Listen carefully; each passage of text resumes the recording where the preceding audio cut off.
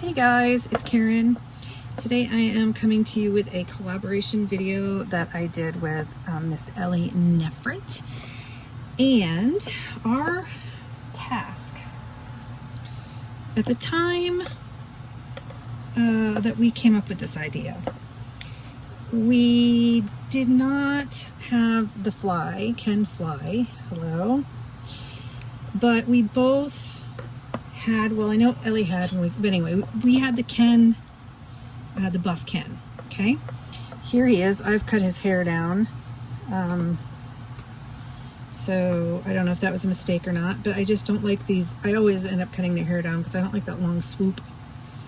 Anyway, and the original Ken fly clothes, the top fit really well on the Ken, but on buff Ken, but the shorts were tight in the leg, and they were very hard to get up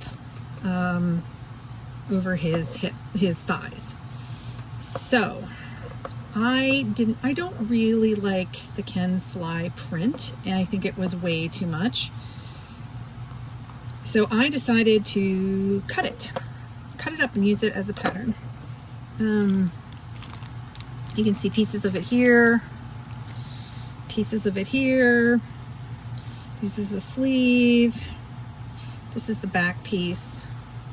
So what I did was, for this shirt, I was very faithful and I tried to cut it out. I laid it down on paper, pinned it in place, and then tried to cut around it. It's a little, there's some inconsistencies because of that, because you know the fabric stretches. So I would consider this right here that I made a test, like a mock-up. This fabric is from Joann's, and I really like, I used the blue, I had a blue version of this as well that I used for my turtle challenge, because these ovals on the pattern, they reminded me of turtle shells in the green, and in this they kind of remind me of surfboards. So even on the Ken, buff Ken, it's extremely roomy. The only place where it's a little tight is right here at the base of the ball joint, at the base of the armhole, right here. So when I actually go to try to like make the pattern, I'm going to try to adjust this armhole so it's just a little bit deeper, like by a skinch. I mean, it's like right there.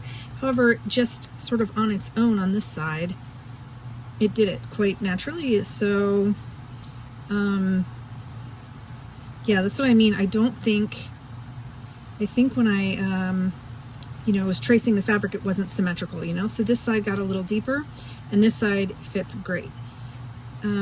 The other thing, this is a mistake here. When I was top stitching, I accidentally caught that. This should look like that. I should have probably used like a white or something for this. And I didn't tack this down, but I should have used a white for the facing and the collar. Like they have a complementary color. I also traced this out slightly different because I didn't realize that it was curved because it was, so anyway, this is the inner facing. This part is the facing for the neck. It goes around the neck here, and it goes the length and down the side, and then it curves with the neck.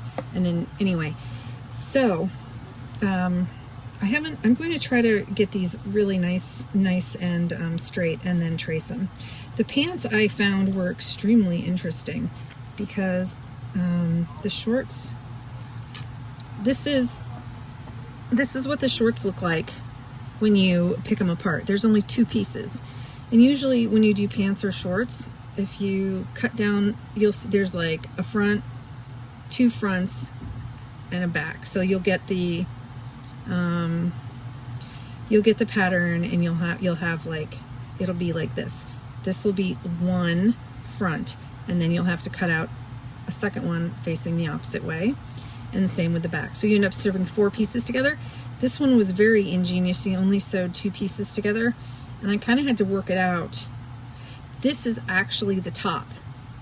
This is the hem of the shorts, the bottom part of the short. So what you do is you sew these two. The first thing you do is you sew both pieces together along this. And then I can't even tell you, like, I can't even show you without, well, where's the other one? Do I have the other one here? So you sew these together and then you flip them like this to sew down the casing for the elastic. So it's like a saddle. It's sort of like, I don't know, yeah, it's sort of like sewing a saddle, which I feel like probably saves them a lot of time on the production. This shirt doesn't save any time, but the shorts did. So I thought that was very ingenious. So the only thing I did on the shorts is that I, to accommodate his extra width in the hip, in the thighs and in the waist, was that I actually just traced it with the, I think this is like a 4mm seam allowance on there. It's not a 1/2 inch, so, or 1/4 of an inch, it's less. It's a little bit more than an 1/8, maybe an 1/8, I don't know. This is non-fraying fabric, so they could get away with a very short seam allowance, but I just used that on either side as my extra width, and I think it turned out pretty good. It turned out pretty good, I would say, for a first attempt. I went with a 1/8 inch. The casing isn't quite large enough to put in a 1/4, and then they did something really strange with the casing. They put the elastic into the casing and it was a 1/4 inch elastic, but it was sewn at the bottom only. There's no way that was going to last. It was going to pop.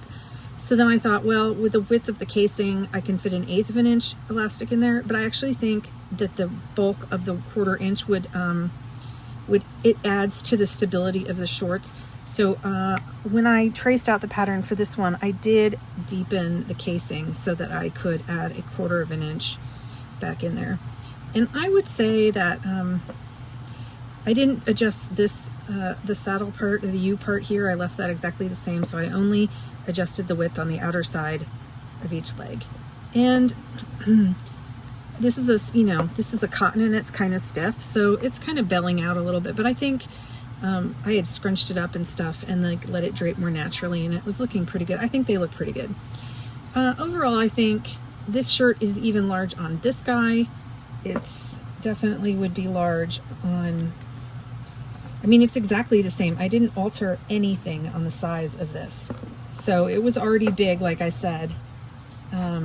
I copied this exactly with where the seam allowance was and everything. So it's just a really baggy top. And I definitely am going to try to save this and scan it in to get the curved hem. I did a rolled hem and I kind of did it too tight, but I whip stitched the rolled hem so that I could keep the curve. And it is supposed to be longer in the back and on his bum, the original when I put it on him.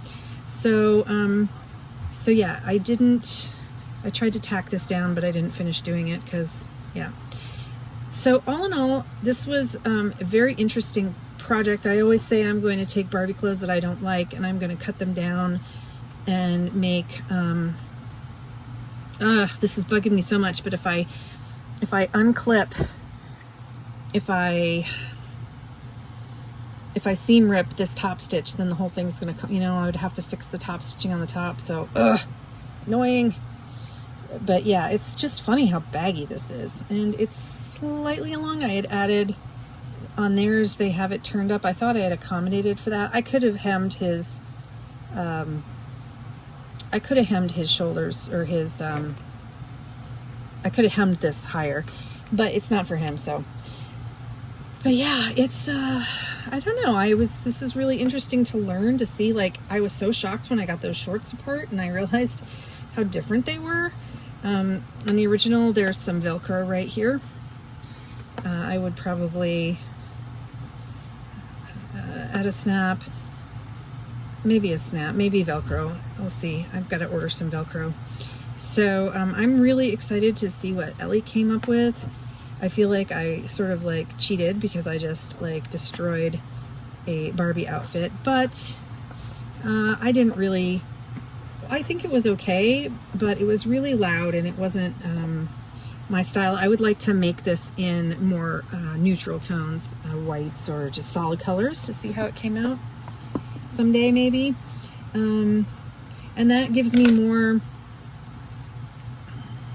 confidence to take this apart in other of the Barbie looks things that I'm not really a fan of, and in other outfits, and sort of turn them into a pattern. So anyway, let me know what you think about Buff Ken's outfit, and go over to Ellie Niffert's channel to see what she did for her Buff Ken, and I will talk to you guys soon. Bye!